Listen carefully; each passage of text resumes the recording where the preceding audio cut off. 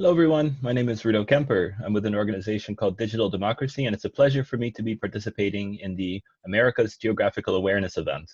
And today I'm going to be sharing with you a little bit about our work supporting Indigenous mapping, monitoring, and storytelling in the Amazon rainforest in South America.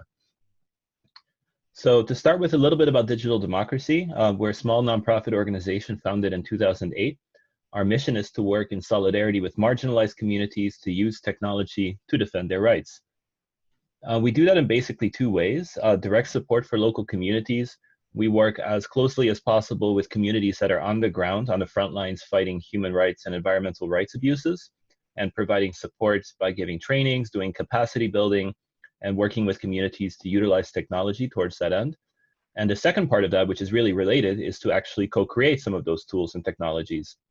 So in our experience, there's a lot of tools that are out there that are built in a different context that are sometimes adapted to the needs of local partners, and in so doing, not exactly meeting their needs. So what we do is we actually work with local communities as much as possible to involve them in the co-creation process so that the technology is well adapted and really useful for their local context. So Digital Democracy is a global organization, and this map is a map showing past work areas where we've had interventions in places like Haiti, where we've worked with organizations that are combating gender-based violence, and in places like Myanmar, where we've supported both refugees and activists for human rights.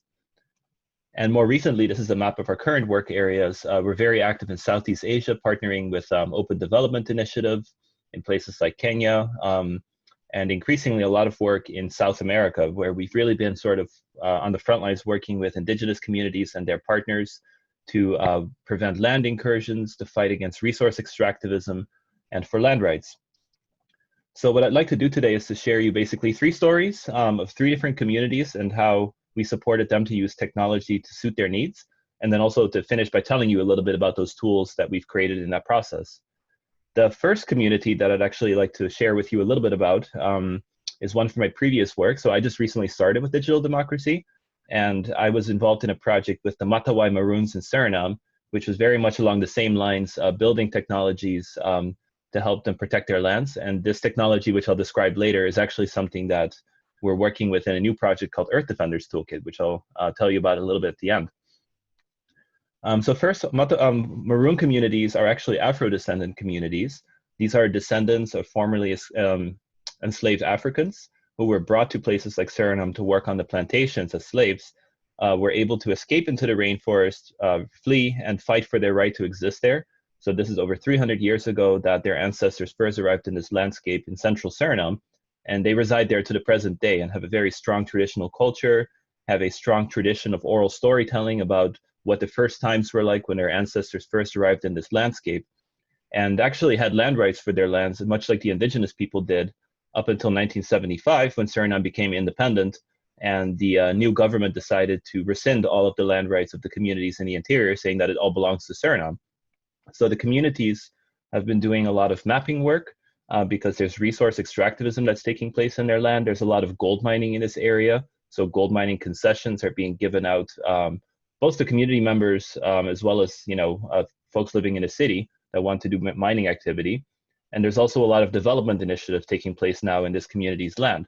For example, there's a road that was recently built to one of the villages, or the region where there's 10 villages actually. And so the community wanted to do a lot of mapping in order to have a baseline of what their land looks like. So I was involved in this project about 4 to 5 years ago. We started this. And what came out of that, and a lot of that sort of land use mapping, was this really wide breadth and archive of oral history storytelling that especially the elders of the community still retained from the first times 300 years ago that their ancestors settled this landscape. And in some cases, these are really beautiful, really in-depth kind of culturally significant stories that really inform the Matawai a lot about who they are as a people. It's very central to their cultural identity, and also relates to the values that the community has to the landscape. So this was a project where we were really discovering a lot of sort of place-based storytelling. So what we did at the time was we partnered with a local community-based organization based of Matawai community members, and worked with the younger people of that organization to train them to record essentially their elders sharing some of those stories. So in so doing, we created this archive of recordings about oral histories shared by many of the different elders in the community. And the community wanted to, of course, relate those to the places on the map. They were doing all this mapping work and then also this oral history. And so they wanted to have tools that enabled them to visualize the locations of those oral histories on the map and then to be able to view those oral histories in tandem. Now, this community is in the Amazon rainforest, so they work and live entirely in an offline context. So with my organization at the time, Amazon Conservation Team, we decided to solicit volunteers and developers to create a new software called Stories, which works entirely offline. So it's offline maps that are interactive, much like Google Maps or Mapbox or OpenStreetMap.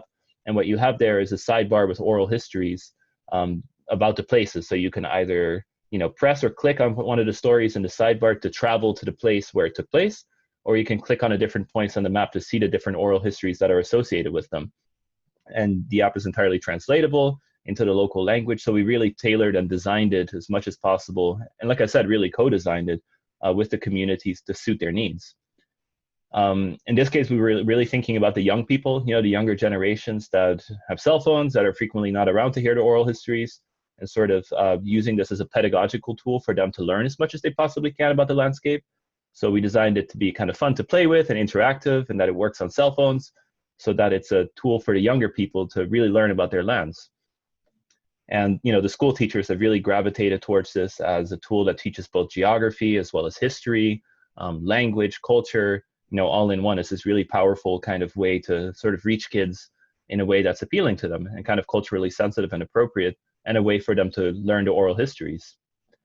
So a lot of that work brought me to actually get in touch with Digital Democracy, who was working on very similar projects, developing technology with communities. And so I joined recently, and I'd love to share you about a few of the projects that Digital Democracy has been really sort of intimately involved with. The first one is with the Waorani community in Ecuador, where they've been doing a lot of ancestral territory mapping over the past years. And if this past week, you may have caught the news that actually the Waorani were nominated, were actually won the Goldman Environmental Prize, especially Namonte Nemkino, who's one of the leaders of this process. A real honor, like sort of representing a lot of the amazing work that this community has been doing over the past years. So the way that it started is that the Waorani discovered that there were oil concessions being given out overlapping with their territory by the Ecuadorian government, which you can see on the map on the right here. And so the Waorani decided to do mapping and to basically come up with a base map of their land that shows what it looks like from their point of view, in order to show that in courts to demonstrate that these concessions were really overlaying on top of what is their ancestral lands. So what the community did at the time, this is in Namonte right here in the picture, was to sit down with the community members, with the elders, and to start gathering information about the different sacred sites, historical sites, paths that the community members took, to start mapping those out. And then Digital Democracy provided support by using technologies and showing the community members how to use the technologies to do a lot of that mapping. So one of the flagship projects of Digital Democracy is called Mapeo, and there's both a mobile tool as well as a desktop tool that can be used for creating maps and compiling maps in an offline context. So what you see in the picture here is some community members in the process of doing some mapping using the Mapeo mobile app. And then the way that works is when you come back to the village, there's a laptop that is equipped with Mapeo desktop, and whatever you collected on your mobile phone then syncs with Mapeo desktop. And so a lot of this data gathering can take place offline. You don't have to rely on internet access or software that's not designed for this easy usage and mapping in the field. The Waorani then compiled maps with support of Digital Democracy and other allied organizations like Amazon Frontlines, which were then brought back to the villages, reviewed by the elders, and that culminated in some really kind of amazing, ancestral land maps of the Waorani territory. So in the same process, the Waorani started to do more public advocacy and really building awareness around the need to protect their lands, and sort of building this case against the oil extractivism that was taking place in their land. Digital Democracy supported the organization by building some online maps, such as this kind of interactive map, which shows the overlay of their ancestral territory and all of the significant points in their territory with the oil blocks. In this case, Block 22 is what they were fighting. And after a few years of struggle, the Waorani were successful and able to fight the extractivism by winning a court case that denied those oil companies the right to conduct this kind of petroleum extractivism in their land.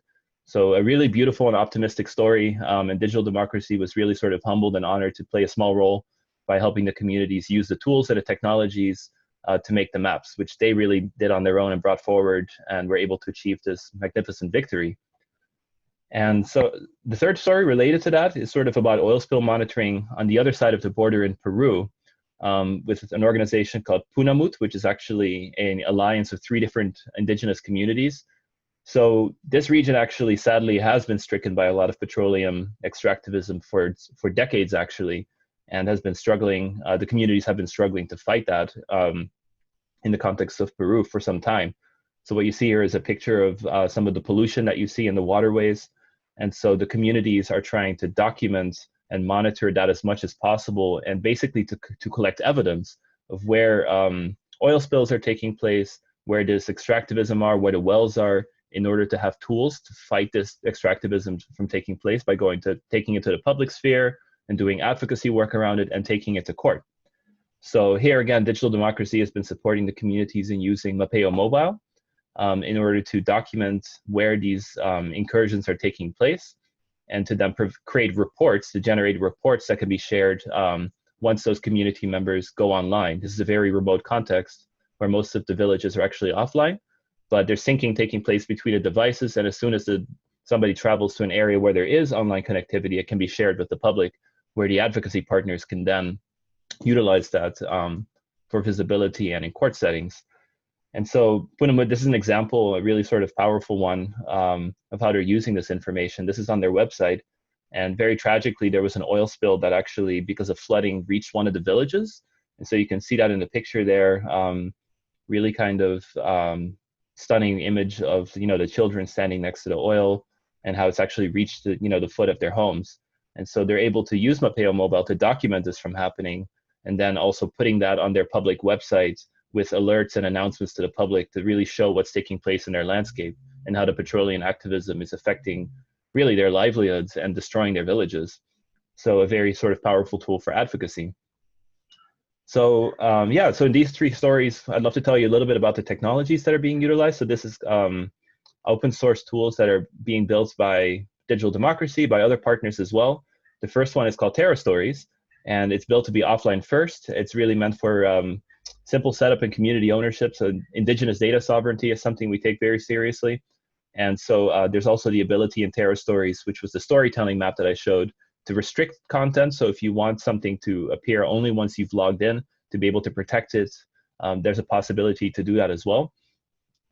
And then Mapeo is what was used in the other 2 stories with the Waorani and with the Punamut Confederation in Peru, where it's really for mapping and monitoring in an offline context, also thinking again about community ownership and easy data, both sharing as well as maintenance in an offline context. So some lessons learned out of this process of developing technologies is to always to encourage really a community designed and led project. So as you're using technologies with communities, to involve them as much as possible in the creation of those technologies in order to really suit their needs and to ensure that the community members feel comfortable using it, and also that there's ownership over the technology because they themselves were involved in really designing it.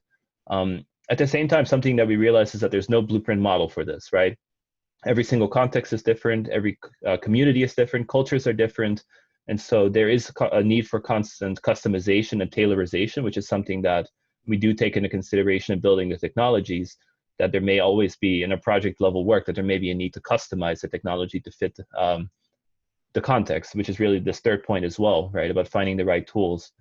And the last thing is to always have really clear community protocols, free prior informed consent, and memorandums of understandings with partners, so that there's clear responsibilities, and the community also understands that, an organization like Digital Democracy, our role is really to support them from doing the work, them in doing the work as much as possible in an autonomous fashion, and to really reduce dependency on us as much as possible, so that they can take ownership over the technologies. So on a final note, a new project that we've launched is called Earth Defenders Toolkit, which is really combining a lot of these insights as well as these tools, and sort of thinking about how they can work together in an ecosystem of tools that are value aligned, that are related, and can be used in tandem together, and to think about training materials that really reduce this dependency that I was talking about, and to ensure that community members feel comfortable using the technologies as much as possible without our additional support. It's a new project that we've launched. We have 3 featured tools so far. There's Mapeo and Terra Stories, which I mentioned, as well as a tool called Community Lens, which is for building websites and maintaining websites in an offline context. And there's a host of partners involved. If you are interested in co-creating Earth Defenders Toolkit with us, we invite you to get involved. This is an open project, and so we are looking to engage as many community partners as possible, as well as allies, in helping us envision what this resource can become and how it can be as useful as possible for anybody that hopes to use it. So one example of that, we were recently at the Indigenous mapping workshop where we hosted a participatory session and really asked participants to share, what does Earth Defender mean to you, right? How can these tools be best utilized by you? What are some of the learning platforms that you'd like to use? And we got some amazing feedback, which we'll be carrying forward in the creation of Earth Defenders Toolkit. So we really encourage anybody to get involved if they have any ideas or insights for us on how to make this a more useful resource. There is a website called earthdefenderstoolkit.com. There is a website called earthdefenderstoolkit.com where you can also subscribe and stay updated. And we'll be sharing a lot more about this, about all the tools that are going to be encompassed in this, as well as the training materials in the months to come, especially in 2021. So with that, that's just a little bit about our work. And I look forward to any questions that you might have. And if you are interested in getting in touch with us, there's also our email address, info@digitaldemocracy.org. Thanks very much.